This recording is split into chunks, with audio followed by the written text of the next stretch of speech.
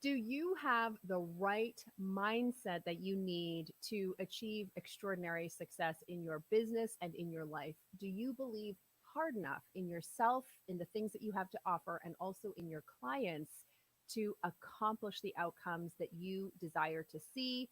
That's what we're going to be talking about today on the 2% Scaling Strategies for Women Entrepreneurs on a Mission to Scale and Succeed to Seven Figures and Beyond. I'm Eleanor Beaton. I am the CEO of the Seven Figure Business, and we help women entrepreneurs nail their message, niche, and market position so they can think, strategize, and get paid like a seven figure CEO.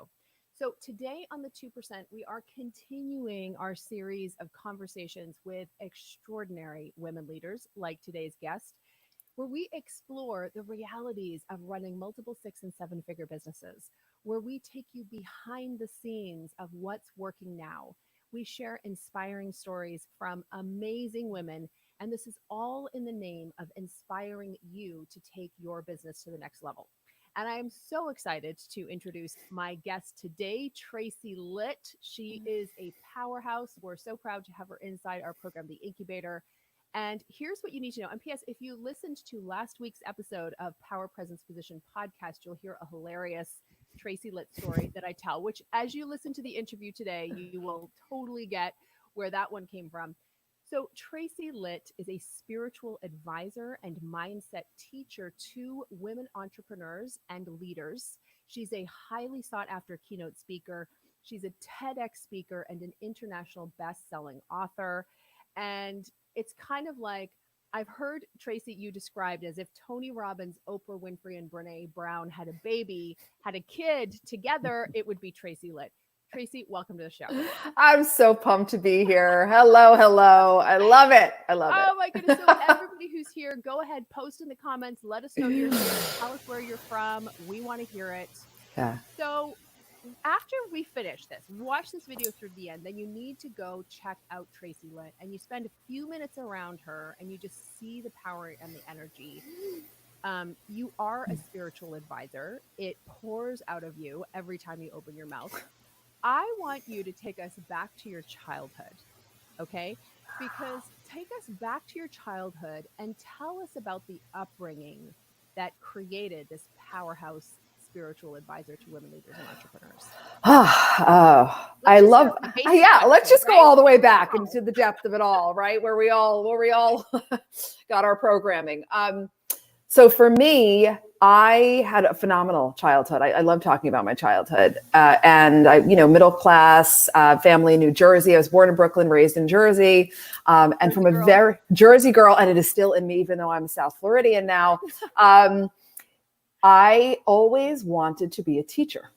I remember, so I was so in love with teaching. I was also in love with cash registers. Interesting fact. I would turn down play dates. My friends would come by to play and I would say, no, I can't. I'm taking care of my store right now. Like I'm busy with my imaginary world. I can't be with you. And my mother saw the teacher passion in me, and she actually built out a classroom in our basement. Because my father was a dean, my mother was a speech pathologist. So they had all the equipment and books and all that. So I had a blackboard and a desk and a grade book. You remember old school grade books? Oh, 100%. And I put all the kids in my class as if they were my students, and I would fail the ones I didn't like in real life. I'd be like, oh, no, you failed this, right? So I'm like 8 years old. This was like, and I didn't actually realize until the past live event I was doing at Worthy Human Live, and I'm on stage and I've got my big Post-it notes and I'm writing, and I said to everybody, I was like, oh, you're hanging out with 8-year-old me right now. Oh, like, this is I didn't even realize, because my corporate career, like I wasn't a teacher, so I didn't really understand, but this is always who I've been. I love to teach. I love to listen. I love to inspire and guide.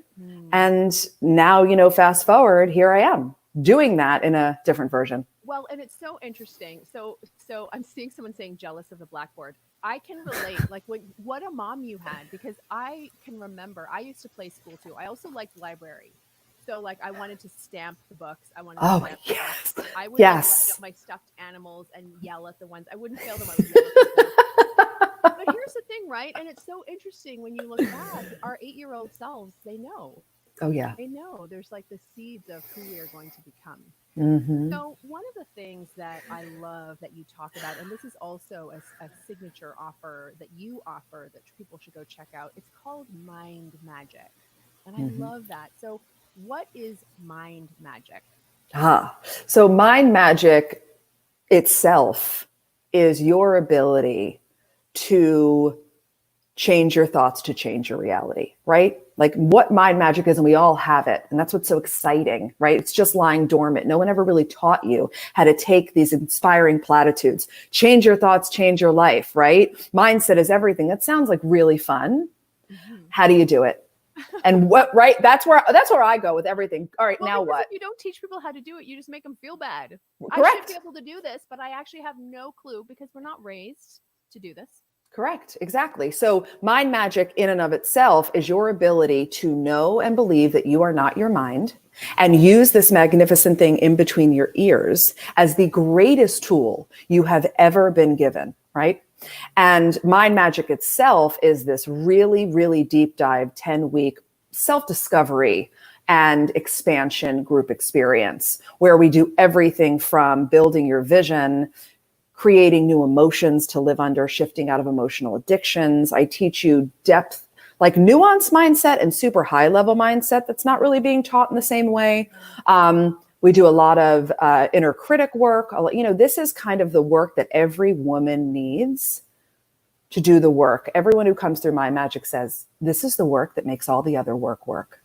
Yeah. I'm like, exactly. I can't agree with you enough. And it's so interesting because I think, we arrive at this place where we know the things to do. What I find so fascinating about coaching women entrepreneurs and leaders is that sometimes there's a little bit of mechanical stuff, right? And Mm-hmm. there's often sort of a thought partnership brainstorming, but more often than not, we know what to do. Mm-hmm. We know Yeah. what to do, or we know how to get access to that knowledge, but Mm-hmm. it's between here, that's the part that is holding us back. So Yeah. here's the question. I think it's easy for people to look at somebody who's done the work, who has really done the work, and who now teaches that work and say, oh, she was probably born with it. And to be honest, I think there is, you are definitely an old soul, right? Yes. However, can you take us back to the place where to a time in your life when you first realized the power of the mind, that ability that you get to choose your reality, you get to choose how you respond to what you experience. And I mean, we were talking in the green room, you would take this further to say we also choose our experiences, not just Uh, how to react to them, but we choose the experiences we have. I want to get to that in a moment yeah. because that's going to be fun to dive into. But where did you get started? What was the moment or the time that Oh, opened you up to this work? I'm so glad you asked this question. And I just want to underscore I am the work. Mm. Okay. I am the work. I am a practitioner of my work. This goes all the way back to when I thought my life was made. I found the person I was going to be with for the rest of my life. I was building my big, gorgeous house. I was about to have my baby. And then all of a sudden, the wheels came off. Mm. And I am now a single mother with an 8-month-old daughter, no job, standing in the middle of a house that used to have a couch that now has an air mattress as a couch because of the state I was in. And my daughter's crying because she's a baby and she should. And I just like needed to take a moment. I walk out into my garage and I fall to the floor, hysterical crying, like true dark night of the soul, going like, how did you get here? Yeah. Whose life is this? Because this is not what you're capable of. Right. And going through in that moment, all the things I ignored and tolerated and red flags and all the victimesque ways I allowed things to fly by me and not choose. And it was actually in that moment where I had the first connection to that higher calling, to my higher self Mm. going like, psst, get up, get off the floor, wipe your face. You have a choice. You know what I find so telling is that that voice always speaks simply. So Mm, sometimes, there can be a lot of junk that's going on up here. mm-hmm. And one of the things that I have learned to rely on again and again is that that voice speaks very simply with directives. with simple, usually 3-word directives. Mm-hmm. Get up, Mm-hmm. wash your face, go to bed. Yes. Say Yes. no. Yes. Oh, yes, right? Like that's the Right. voice, which is so exciting. It is. So that powerful moment, so that kind of set you on a new path. What's different between the Tracy Litt, the gorgeous Tracy Litt we see here today, and the gorgeous Tracy Litt from that time? Everything. Everything. What's different? So I went back and I started doing my own worth work, right? Which is a part of this inner work also, right? Taking a look at where I was negotiating it, right? I used to be highly judgmental, super controlling, which was all a reflection of my own insecurities, right? And need to just make sure everything was just so. I was also working for other people, right? So that higher self whisper. Then I chose my way into the corporate world, climbed the corporate ladder. Then when I was in corporate again, sitting there and all was seemingly well, the voice came back. Psst, this is not it. You're meant for more. Transform again, right? And listen to the voice again. So the woman that I am today, I love and have deep gratitude for every single, I call life a heart rate monitor, right? We're under this really warped misconception that it's supposed to be this like flight pattern of an airplane that smoothly takes off and you fly off into the sunset and you're successful. It's Where just did crap. that come from? I think it comes from all the ways we were raised wrong and all of the different things that we were influenced, right? And this need to not fail and all of this antiquated limiting stuff. But I love every moment of my heart rate monitor life experience, right? Because it has infused who I am. It has given me all of the insight and lessons and data and opportunities to continuously become, because that's what we're here to do, especially as entrepreneurs. Yes, we have intentions and goals and outcomes. And I like to say, like, you set it and forget it. You place your order to the universe and then you get right back here into loving it and being in the process and enjoying who you get to become on the way, right? So I am 180 degrees different than I was. Well, and here's the interesting thing. I was having a bath last week, and I had a lot of baths last week because it was a hard week. I was tired. It was hard. It was work. But what I noticed is I'm in the bath and I'm just kind of thinking to myself and smelling the essential oils and reflecting. And I was like, you know what? I still love it. I still love, even though it's hard, because I understand, like I fully accepted that's part, of the process, and that hard isn't bad. It's kind of like a really hard workout. It makes you, it makes you, and yes, you need to rest.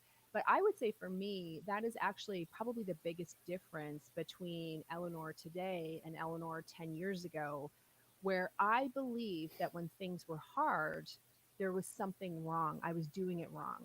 Now I know if I'm not having any fun, I'm doing it wrong. Yes, exactly. Exactly. Well, I think that that's also a misconception, is that somewhere also we believe that we can have everything that we want and make this massive impact and stay safe and comfy. Yeah. It's like, no. Hell no. So for those of you PS who are saying they can't hear me, turn up your volume, guys. I can't fix it midstream. Turn up the volume.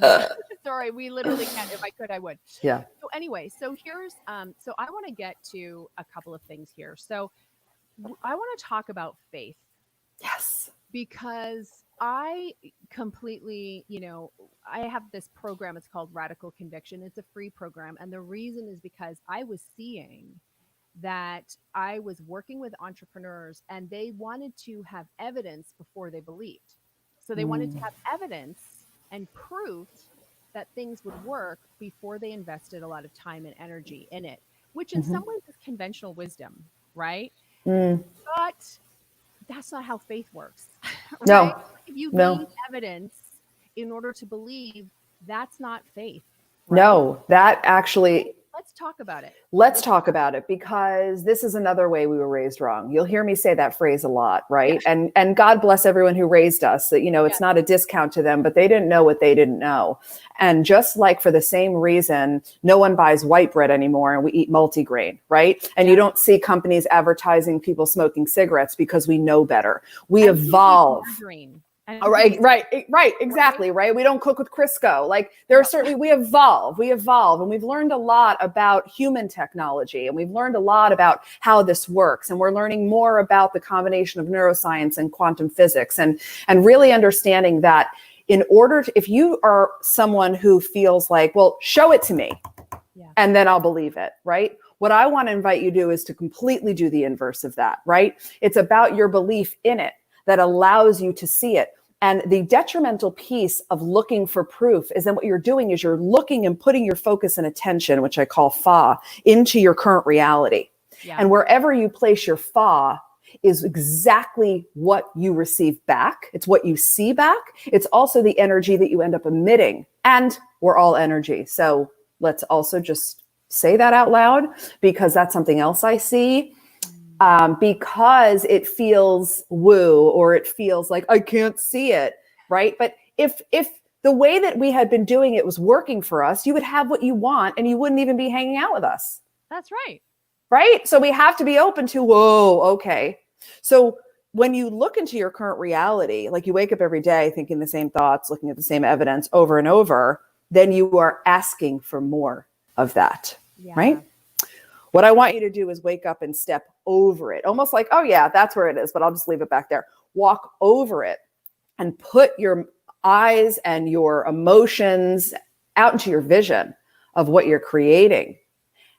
And then you're going to start to see it, right? And then you're going to start to see possibilities that you actually would have bypassed if you were still sitting looking for proof.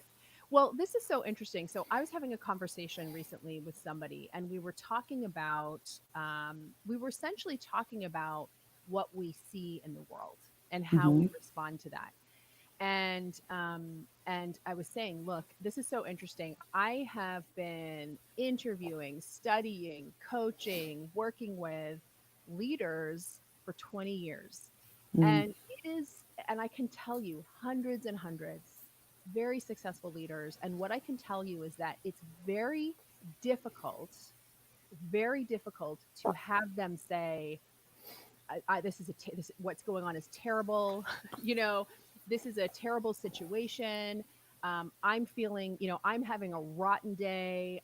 So it's not to say that they don't experience these things. And it's not to say that they don't think those things sometimes, but it's this idea of optimism, and which is different from positivity, right? And I'm like pretty neutral about positivity. It's great, but I'm all in with optimism.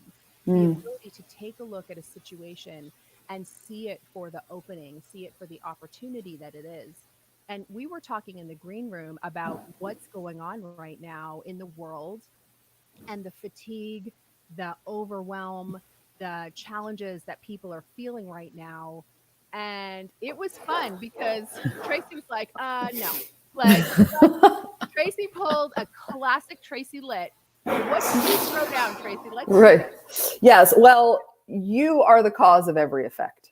Okay. So we're going to go in a few different spaces here, right? Yes. You are the root cause of everything you experience. And it's okay if you get a little pissed at me right now. And that's usually what happens. That's why the tagline of my first book is, you are the problem and the solution, right? It's okay. You'll love me in a minute, because if you're the solution, you don't have to wait on anything or anyone outside of you to feel different or be different or create different, right?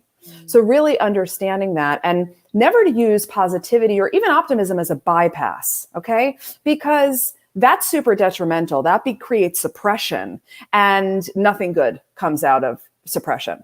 Yeah. So right now in this pressure cooker, I recently did a Facebook Live on just the 2020-ness of everything. And I called it the year the universe shook the earth like a snow globe. Right? So allow yourself to look at that visual. It's like, you guys, it was like the universe was like, hello, you earthlings, what are you doing?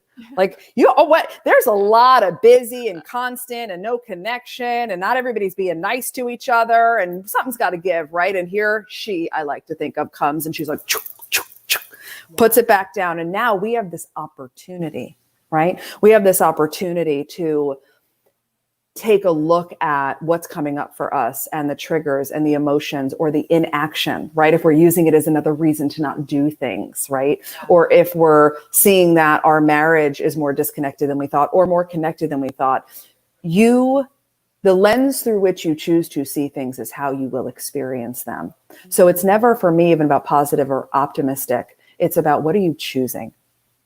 And is that really serving you, right? What has 2020, what has this snow globe shaken up for you? Oh, my true witnessing of my own passion and reason for living. Yeah. To wake up every day and do this work and to serve female leaders and entrepreneurs into remembering who they are and understanding the depth of their personal power, right? And more intimate time with, I have 3 teenage daughters. They're gone very soon. And don't get me wrong, I have no issue with that. I believe our children are rentals. This is my philosophy, everyone. They're rentals, okay? Like, we raise them up to become fabulous contributing members of society who are self-sustaining. And, but I've had great patio nights with them, talking about things that I otherwise wouldn't have because they could have been frolicking, So a lot of different gifts. And the other thing I will acknowledge too, because it's not, it's a pressure cooker right now, and that's okay. The only reason why we experience things as bad is because we walk around judging it as bad. Yeah. But if we allow ourselves to go, whoa, I'm feeling really tight. And this is what happens to me. I feel really tight, feeling really tense. Like, I run a business. I'm usually home all day by myself. Yeah. Now I have a family of 5. And now my husband, who works for Kroger, now he works from home in our bedroom. Okay. So like, they're all here staring at me. Okay. And I'm like, So what do? I go outside. Right, I do sometimes. Like, if you're going to be here, be here. Come on and talk to people. But to acknowledge, like, whoa, I do kind of want to punch someone in the face right now. Yeah. Okay, cool. Right. Not denying it. And then choosing something that's healthy. So for me, that looks like screaming. Yeah. Right. And going outside, and God only knows what my neighbors think at this point, but it doesn't matter. And I let it rip. And I teach my students this, how to scream in a way that releases emotion and energy. And then, I feel so light. Yeah. Right. Well, it's like, feelings are meant to be felt. Yes. They're meant to be experienced. Yes. Process them. And the other thing that I found, and I love this about screaming because it's so sensory, feelings are, even emotional feelings, they're best processed physically. Because a lot of times we get into our heads. How are you feeling? I'm feeling really stressed. Okay, where is that feeling located? It's just really stressed. Right. It's like, no. Where do you feel it? What's so fascinating is when you actually focus on feeling a feeling, it's really hard to sustain any feeling for more than like 90 seconds. And then it's gone. Correct. You don't feel it anymore. All you have is the hangover, the memory, Yeah. Which right. Okay. So we've got to talk about this. So there are people who believe you can't bring deep mindset work. You can't bring the woo into corporate culture. And I find this so intriguing and so fascinating, as though corporate are not people. You know what I mean? Yes. Don't work in corporate. They're like, no, you can't do this. I'm like, no, try it. So Tracy has inked a very nice deal, bringing your work into corporate. I want you to share that, because I think it's a real testament to being yourself, fully yourself. And if you listen, like, Tracy is herself, fully herself in every situation, not holding back, not censoring, right. And knowing your work will be cherished by the right people. I want everybody who's listening this to truly get this. You don't have to change who you are to sell into corporate. 1,000 people who will tell you have to. Don't listen to them. They're part of the problem. So share. Yeah. 1,000. Oh my God, 1,000%. And I need to echo one thing. Not only don't change who you are, be more of who you are. Turn it up. The real ticket to this whole game of impact and revenue and clients and soul satiation and all the things is to be as you can possibly be at all times and all moments, regardless of the audience, because that's also honoring your worth. And anything else is betraying yourself so that you can conform to be accepted by XYZ. Okay. The second thing about bringing we'll call it the woo inner work into corporate, if you currently think that way, all good. It's just showing you that you're limited in your thinking. You're limited in your thinking. If you really look at Change Your Thoughts, Change Your Life, and the phenomenal work of the pioneers of this work, Wayne Dyer and Bruce Lipton, and now we have Dr. Joe Dispenza, and all of it's science. If you aren't able to look at this for what it is, are you living under a rock? Like, really, like, this is so science. It is so proof-based. It is so evidence-based now. So the problem with corporate is that we're not bringing it in, right? So I spent 12 years as a VP of HR. So I'm not just saying this as the advisor and coach and teacher I am now. I say this having sat in the seat. Yeah. What always amazes me about corporate is that we have, in any given moment, 50, 70, hundreds of humans running around an office space, interacting for 50 to 70 hours a week. And no one is working on the humans. No one is doing anything like for the energy that's moving around that office space, right? To me, it's like laughable. You wouldn't put 50 kindergartners in a room and just leave them. Well, and here's the thing. They're doing it. They're all doing it, yet they're not doing it publicly, but they're often doing it in a covert fashion. Here's an example. I remember having lunch with 3 women. These were big time corporate leaders, mega jobs. We're having lunch together and they start talking about their medium.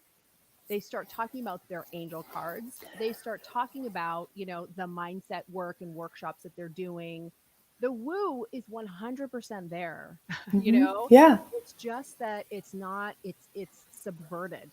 It's subverted. Not out there, but you're showing it actually it is, because that's what you're teaching hundreds of women leaders in your program right now. Yes, I am. And why it is also so incumbent upon us to do this is because if not, we perpetuate the patriarchal paradigm of leadership, which clearly doesn't work anymore. It's collapsing all around us.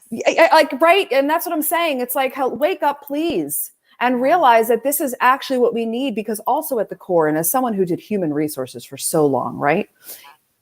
A corporation is comprised of beings. And each of us, we are spiritual beings having human experiences, no matter what you want to think or not, right? Yeah. So if we lean in and empower each human to self-lead, to understand their energetics, to learn what it means to use your mind as a tool, aren't we then exponentially expanding the impact, productivity of that organization? Yeah. Right? So to me, it's like, just because it's unfamiliar doesn't mean it's not supposed to be done. It's the direct opposite. It's time for it to be done. And what's so interesting, so one of the questions here that's coming up is, okay, so how do you pitch this woo stuff? And it's interesting. I'm going to take a stab at this. Okay. Yes. I'm going to take a stab at this based on what my knowledge of you. Tell me if go. I think somebody probably heard you being your fabulous self and was like, contacted you, and you're like, okay, let's do a deal. You know what I mean? I'm not sure if they were like, I'm not sure if you mapped anything to a blueprint. You tell me how close. Yes, super close. So it was actually, so I'm doing this for female C-level leaders, right? It was a male friend of mine who works for the organization. And he said, whoa, I want to hook you up with the head of this organization. They handle all the female leadership components. And then she and I got on the phone. We had just our own kind of intimate style, almost like a coaching call. Right. Yeah. And then it was like, okay, how do we do this? What can we do? And in that moment, I said, I know exactly what we need to do. We are going to do 7 superpowers of unstoppable female leaders. We're going to do it over 7 weeks. It's a combo, because here's the new paradigm, you guys. It's enlightenment plus empowerment equals the new paradigm of leadership, right? So that's essentially what happened. And now here we are, and we're kicking off today. It's going to be incredible. So to answer that beautiful person's question, you're putting it together the way you would anything else. And you're really leaning on the fact that, you're introducing and opening their eyes so they're not so limited in their thinking, right? Because whatever pain point, you know, that you're hearing, which obviously is the great place to start. What are your pains? What's going on? You can always solve for that by working with people on the inside, because everything's an inside out game. And that's ultimately what you're putting together in a pitch or a proposal. And all they want to know is, am I going to be able to deliver on that promise? Are my people going to be better self-leaders? Are they going to be genuinely more happy on the daily? Oh, okay. Are they going to have a shared purpose? Mm-hmm. Who's saying no to that? Yeah, exactly. Love it. Okay, so we're going to end. We could talk forever, but we're going to Totally. wrap up with a couple of practical things here. So the first thing is, right, I want to end with how we go about doing this. So I'm going to share a practice that I use, which is huge. This is the whole, for people who are familiar with Abraham's creative workshop. And so I love this exercise. It's taking like 10, 15 minutes in the morning when I'm really in a really good place, and writing in my journal what I want, what I'm going to draw into my life. And that time is magic. It's like you said at the top of the call, putting in the order, setting it and forgetting it. And I remind myself in the morning by getting into this amazing dream state and writing out what I want, which is super powerful. So that's my tip. You've got some amazing practices for grounding in. Yes. So I'd love to hear a practical tip that you want to share with us. There's so many. So I'm just taking a moment because, like I said, the core of my work is let me give it to you in a way that makes so much sense. Yeah. And you do it. So the first thing I really want to talk about is your ability to notice. Okay. Because we can have this great conversation, but your ability to shift, change, and gain anything more than you currently have is based in you being calmer, creating more space, and building your non-judgmental observer muscle of yourself, right? So you can notice when you're in a moment of fear or holding back or storytelling and spinning out down the rabbit hole of hell and all the other things that we do. Yes. So what that means is closing your eyes for a moment, putting your hand on your heart, because when you touch yourself, it's just like when someone else touches you and it releases feel-good chemicals, right? Creates the sense of safety in our system that we need right now, because the other component of COVID is it's so uncertain that, and our minds hate uncertainty, that's what's creating a lot of the frenetic energy for everybody, right? And then you breathe in a 4 count in, 4 count hold, 4 count out, 4 count sit at the bottom. You do that 3 loops through as 1 round, in and out through your nose, deeply. We have to do in and out through our nose because our parasympathetic nervous system, which is our rest and digest, that's where we're creative and flowy and calm and all the things, that is in our lower lung. And when we breathe in and out through our nose, we're going deep, deep, deep, deep and sending the oxygen down into our lower lung. Fascinating. Yes. And now we're like totally dropped in. Once you do this breathing practice, and I invite you all, set alarms multiple times a day, your body will crave it. You will notice things about yourself that you're like, whoa, and then you can shift. So I would say that is key. And like, you must do it to do all the other things. And then start to learn how to think on purpose, right? Which means taking a piece of paper, drawing a line down the middle. This is a practice actually in my Worthy Human book, it's in there. On the left side, you write, my mind says. And on the right side, you write, but she says. And on the left side, you write, my mind says, and you throw up all the, who am I to do this? Success not for me. Maybe it's not the time to sell, all the bullshit that's happening. And then you jump over to the right side, but she says, now who is she? So glad you asked. She is the woman in your vision. She is the woman you're becoming, because to really also do this work, you're not allowed to make your own choices anymore. You are officially not authorized to choose for yourself because you keep choosing into the same reality.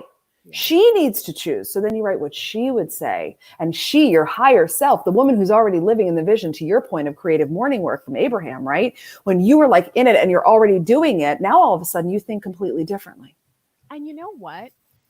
From that place, it's like at the very top, we're talking about that voice and how it speaks so simply. The instruction that she provides is straightforward. It's not complex. It's not a bunch of BS. It's very clear, and often, I don't know if you've noticed this, it's like, here's the vision, and what you get are like the next couple of steps. Mm-hmm. Not 1,000%. right, not the 50 steps. So you have to take them before she comes back out and is like giving you. Yes. Well, and Right? the reason why, yes. And the reason why her voice is so clear, you guys, is because she doesn't live in fear. Okay. She is not a fear-based, scarcity-based thinker. You're she, because she's already standing in the vision that you're dreaming, hope, and wish and pray and wanting about. She's speaking from soul. She's speaking from certainty. She's speaking from faith and trust. Yeah. And then boom, you just do what she says. You do it. Okay. You do what she says. Listen, who here needs more Tracy Litt in your life? I think we all do. So we want to send you to feelthepowerofcalm.com. So feelthepowerofcalm.com. That's where you can go, sign up, get Tracy's practice for grounding in. Tracy, I want to thank you so much for joining us. Where else is that the main place where you want our folks to go to check you out and hear more about the just amazing gifts that you bring? Thank you so much. Yes, that's a great place to start. And of course, the Lit Factor, it's on the screen, Lit with 2 T's. You can find me. That's the website, all the social handles. You can find me everywhere. Just everywhere. I'm everywhere. Find her. Yeah, well, because really the Feel the Power of Calm, that's a 30-minute free video training, to kind of taking you deeper into what we just touched on with grounding and calmness. And it's just really essential, because who doesn't want to be the calm? Right. And bring the calm. Right. Exactly. Thank you so much, my friend. Thank you. I adore you. I'm so grateful for this. So much fun. Yes. Have a good one. You Bye, too. everybody. Mwah. Take care.